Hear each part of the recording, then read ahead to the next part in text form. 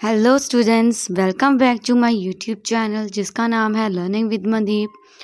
Last video में हमने discuss किया था कि आपके कौन कौन से ऐसे प्रिंसिपल है जो अकाउंटिंग के हैं। ठीक है, ये क्वेश्चन आपका बहुत ही इम्पोर्टेंट था।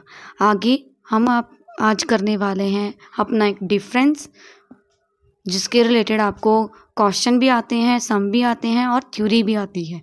दोनों ही इम्पॉर्टेंट है। बिना टाइम वेस्ट किए हुए हम अपनी वीडियो को आगे बढ़ाते हैं। सबसे पहले आज हम जो टॉपिक करने वाले हैं उसे रिपीट कर लेते हैं। Cash and accrual basis of accounting. ठीक है, इसे पढ़ने के लिए, आपको समझने के लिए एक चीज़ को अंडरस्टैंड करना बहुत ज़रूरी है। वो है कि कैश क्या है। वो जो आप सभी स्टूडेंट जानते ही हैं कि कैश बेसिस अकाउंटिंग क्या होगी। ऐसी अकाउंटिंग होगी जिसमें आपने जो भी सेल किया है या परचेज किया है, ठीक है, वो आपका क्या रिकॉर्ड होगा। और अक्रूरल बेसिस कौन सा होगा? अक्रूरल बेसिस वो होगा जिसमें आपने सेल किया है कैश पर और क्रेडिट बेसिस पे। जबकि कैश बेसिस में ऐसा नहीं होता। यहाँ पे सिर्फ आपकी कैश से रिलेटेड ट्रांजैक्शन को ही रिकॉर्ड किया जाता है, लेकिन अक्रूरल बेसिस में आपकी जो क्रेडिट ट्रांजैक्शन है उससे भी रिकॉर्ड किया जाता है। हम अपना टॉपिक स्टार्ट कर लेते हैं। इसमें हमें करना क्या होता है, जब हम छोटी क्लासेस में होते हैं हमने पढ़ा है कि डिफरेंस को कैसे अटेम्प्ट करते हैं। ठीक है, आप 2 पोर्शन बना लेते हो कॉपी के और फिर उसे अटेम्प्ट करते थे। ठीक है, बट आगे आपको थोड़ी सी आपका जो लेवल है वो हायर हो जाता है, आप हायर सेकेंडरी में आ जाते हैं। इसमें क्या होता है कि आपको एक अलग तरीके से आपका डिफरेंस लिखना पड़ता है। वो डिफरेंस कैसे लिखेंगे आप? सबसे पहले आप 3 पोर्शन बनाएंगे, 2 पोर्शन बड़े होंगे और एक वाला पोर्शन छोटा होगा, जिसमें आप अपने पॉइंट लिखेंगे कि आप पॉइंट के सामने क्या कहना चाहते हैं। वो जैसे आप बेसिस ऑफ डिफरेंस बनाएंगे, कैश बेसिस, आप जिस दोनों डिफरेंस की बात कर रहे हैं उनका टॉपिक का नेम ऊपर लिख लेंगे।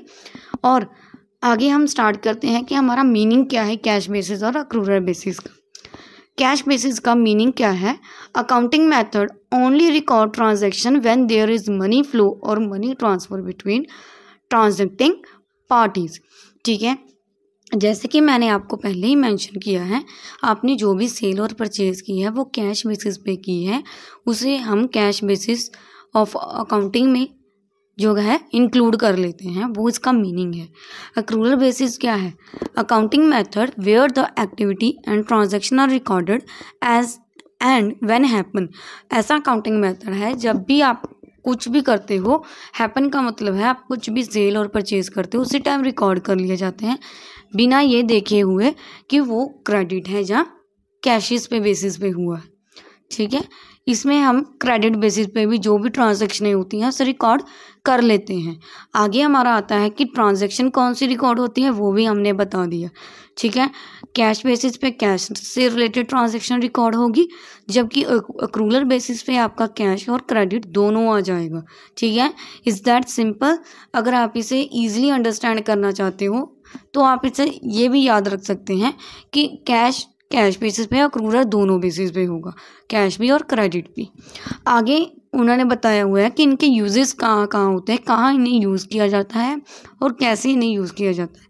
कैश बेसिस को रेयरली यूज़ किया जाता है। रेयरली का मतलब होता है कि कभी कभी यूज़ किया जाता है। वैसे तो हम जो भी ट्रांजैक्शन अपने बिजनेस में करते हैं वो हमें कैशिस बेसिस पे हो तो अच्छा रहता है, क्योंकि बाद में अगर आप कुछ भी चीज़ें क्रेडिट पे ले लेते हो, उधार लेते हो, उसे वापस करना, रिटर्न करना बहुत मुश्किल हो जाता है। जबकि अक्रूरल बेसिस पे क्या है? अक्रूरल बेसिस पे उन्होंने बताया है कि आप ये वाइडली यूज़ करते हो, ज़्यादातर इसका यूज़ करते हो। ठीक है, ज़्यादातर का मतलब क्या होता है कि जब आप एक ही फैक्ट्री से बहुत सारा सामान लेते जा रहे हो तो आप फैक्ट्री वाले को क्या बताते हो? उनके मालिक को या उनके अकाउंटेंट को, जिससे आप जो भी अपना प्रोडक्ट लेते जा रहे हो, रॉ मटेरियल हम जिसे कह रहे हैं कि रॉ मटेरियल जिससे हमें प्रोडक्ट बनाना है वो लेते जा रहे हो। ठीक है, आप बार बार पेमेंट करने की बजाय उन्हें कहते जा रहे हो कि इसे क्रेडिट पे डाल दो, और साल की एंड की बजाय हम 6 मंथ की जो हमने आपसे जो भी सेल और परचेज की है वो हम पेमेंट कर देंगे। तब भी ये हो जाता है बार बार पेमेंट करने की बजाय। वो इसलिए हो जाता है कि आपको एंट्री ना डालनी पड़े, जहाँ पर आपको अलग अपना टाइम ना निकालना पड़े, टाइम ना वेस्ट हो, इसलिए आप ऐसे करते हो। इसलिए उन्होंने बताया कि रूरल बेसिस पे ज़्यादा वाइडली यूज़ किया जाता है कि जब चाहे आप पैसे दे सकते हो।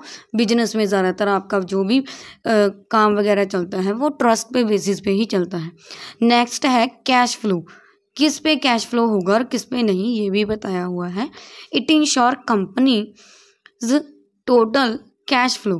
ठीक है, क्या है कि कैश बेसिस पे क्या होता है, कैश बेसिस पे आपका जो भी कैश फ्लो है वो कंप्लीटली बता दिया जाता है कि कैश फ्लो होगा। जबकि एक्रूरल बेसिस पे क्या है, it ensure companies both cash flow and accrual basis. Accrual का मतलब वो ये कहना चाह रहे हैं कि कैश तो होगा ही होगा, साथ में क्रेडिट भी होगा, वो चीज़ भी आपका फ्लो होगा। ठीक है, क्रेडिट का भी फ्लो होगा, क्रेडिट भी चलेगा, साथ में कैश भी चलेगा। आगे आपका पॉइंट आ जाता है स्टैंडर्ड्स। स्टैंडर्ड्स का मतलब होता है जिसे हम नॉर्मली कह देते हैं अपने रूल्स एंड रेगुलेशंस। ठीक है, कैश बेसिस पे क्या होता है, कैश बेसिस पे it does not follow international accounting standard. Cash basis पे इंटरनेशनली आपको ट्रेड करना चाहते हो, ये वहाँ पे फॉलो नहीं होता। क्यों नहीं होता, जब आप किसी ऐसे बिग बिजनेसमैन पे से साथ जुड़ते हो जो कि इंटरनेशनली बहुत फेमस है, बट उस टाइम पे क्या होता है कि उस टाइम पे ज़्यादातर चीज़ें जो आप ट्रांजैक्शन करते हो, थोड़ा सा आप ट्रांजैक्शन अपने क्रेडिट बेसिस पे भी कर लेते हो। वो इसलिए कर लेते हो ताकि आगे उस पर्सन को भी श्योरिटी रहे कि ये मेरा जो भी ट्रांजैक्शन जो भी अपना सेल या परचेज करेगा वो एक तरह का ट्रस्ट बना रहेगा कि उसके पैसे कुछ पेंडिंग है या मिल जाते हैं। ठीक है, जैसे फॉर एग्जांपल क्या करेंगे हम इसे समझने के लिए, स्टैंडर्ड का मतलब होता है रूल्स एंड रेगुलेशंस। इन्होंने कैश बेसिस को कहा है कि ये इंटरनेशनली स्टैंडर्ड को फॉलो नहीं करता।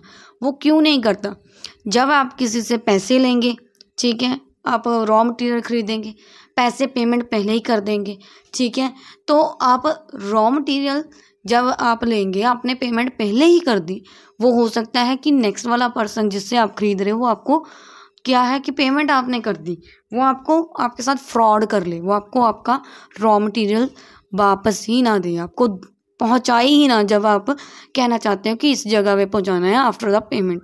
इसलिए कैश बेसिस पे क्या होता है कि वो इस चीज़ पे डिपेंडेंट नहीं रहते कि पहले कैश आएगा फिर आपको आपका रॉ मटेरियल जो भी है वो किया जाएगा। आप आजकल क्या होता है सभी जगह में ये चीज़ फॉलो की जाती है कि क्या होता है उसमें कि जब भी आप किसी भी दुकान में कुछ भी खरीदते हो तो आपको डाउन पेमेंट थोड़ी सी करनी होती है ताकि ये पर्सन भी हमारा सामान लेकर ना भागे और उस पर्सन को भी श्योरिटी हो जाए कि ये पैसे दे देगा। ठीक है, और यहाँ पे एक्रूरल बेसिस पे उन्होंने क्या कहा है, it follows internationally accounting standards. ठीक है, जब भी आप इंटरनेशनली कुछ भी ट्रांजैक्शन करते हो यहाँ पे कुछ चीज़ें उधार की जाती हैं। वो इसलिए की जाती हैं कि नेक्स्ट वाला पर्सन आपको धोखा ना दे दे, सारी की सारी पेमेंट लेकर आपसे धोखा या फ्रॉड ना कर ले। इसीलिए कुछ चीज़ें जो भी है इंटरनेशनल मार्केट में सब कुछ उधार ही चलता है। कुछ हाँ, ये चीज़ हम नहीं ठुकरा सकते कि सभी चीज़ें ही उधार चलेंगी, कुछ पेमेंट वो कैश में कर देगा और बाद में बाकी चीज़ें उधार चलती रहेंगी। नेक्स्ट पॉइंट आपका है ईज़ ऑफ मेंटेनेंस। ठीक है, इसे मेंटेन करना कितना अच्छा है या कैसे कर सकते हैं, cash basis easy as less number of accounting to be maintain. Cash basis पे ज़्यादातर आपका आपने जो भी ट्रांजैक्शन की होती है वो क्या कह रहे हैं कि कम ही की होती है, लेस नंबर होते हैं जो आपको रिकॉर्ड करने होते हैं, इसलिए इसे मेंटेन करना इजी हो जाता है। जबकि एक्रूरल बेसिस पे कैश भी होगा और क्रेडिट भी होगा, आप क्रेडिट को भी रिकॉर्ड करके रखेंगे। वो इसलिए क्योंकि अगर आपने कुछ भी रिकॉर्ड करके रख लिया तो आगे आपको याद रहेगा कि हमने ये रिकॉर्ड किया हुआ है। ठीक है, आपको किससे कितने पैसे लेने हैं, किससे कितना उधार आपने लिया है या दिया है, आपको याद रहेगा। सो कैश भी आपको रिकॉर्ड करना है और क्रेडिट भी। सो इसीलिए इसे रिकॉर्ड करना थोड़ा सा कॉम्प्लेक्स हो जाता है, थोड़ा सा टफ हो जाता है, जिसे हम कह देते हैं कि टफ लैंग्वेज में आ जाता है। आगे आपका पॉइंट है taxation. Does not recognise this method of accounting. Cash पे कुछ भी टैक्स वगैरह नहीं लगता क्योंकि वो आपने ऑलरेडी ही पे कर दिया है। सबका जितना भी कैश बनता है आपने, फॉर एग्जांपल 80,000 का आपने कुछ भी रॉ मटेरियल परचेज किया, आपने उसी टाइम पे ही 80,000 पेड कर दिया जब आपको रिसीव हो गए, तो उस पर टैक्स नहीं लगेगा। More appropriate for tax filling.